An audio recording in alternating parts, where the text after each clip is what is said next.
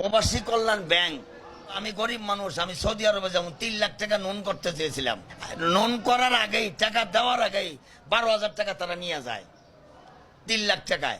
আর যা চায়, এ যারা হাজার হাজার কোটি টাকার জমি নেয়, বাপের ফয়তার কাপড় ডাবন তো চায়। এটা তো দেশের কালচার না। এই দেখাই দেয় এই ফরম, ওই ফরম, ওর বাপের ফয়তা, ওর মার ফয়তা দিয়ে আগে কাইটা নিয়ে যায় 12,000 টাকা। তো পরে পাইবেন, এটা তো পরে হিসাব। এই 3 লক্ষ টাকা লোন নেওয়ার জন্য যে কাগজ চায়, যারা হাজার হাজার কোটি টাকা নিচ্ছে তাদেরও এই কাগজ নাই। এই দেশটা হলো চোরের দেশ। এই দেশে গরিব মানুষের আপনার মতো আমার মতো লোকের খাওয়া নাই। আপনার বাপের 1 শতাংশ জমি নাই, আপনার ব্যাংকের 1 কোটি টাকা লোন নিয়ে দিয়েছেন। ওই যে অফিসারের লোকে ভাও করছেন, আর আমার 3 লাখ টাকা দিবেন। আমি সৌদি জমাটা গরিব মানুষ, টাকা কোষাইছে 2 লাখ, আর 2 লাখ লাগবে। এরপর আরেকটা জিনিস চাই, টাকা নেওয়ার আগে সরকারি ব্যাংকে চাকরি করে এর মধ্যে কর্মকর্তার সিগনেচার লাগবে। ওই কর্মকর্তার 3টা ব্ল্যাঙ্ক চেক লাগবে।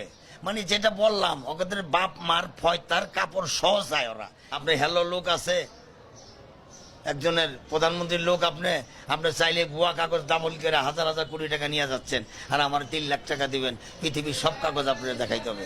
টাকা নেওয়ার আগে 12,000 নিয়ে যাচ্ছেন। আপনি সরজমিনে যেতে চান, আমার লোকে চলেন, আমি নিয়ে যাই আপনার প্রবাসী কল্যাণ ব্যাংকে।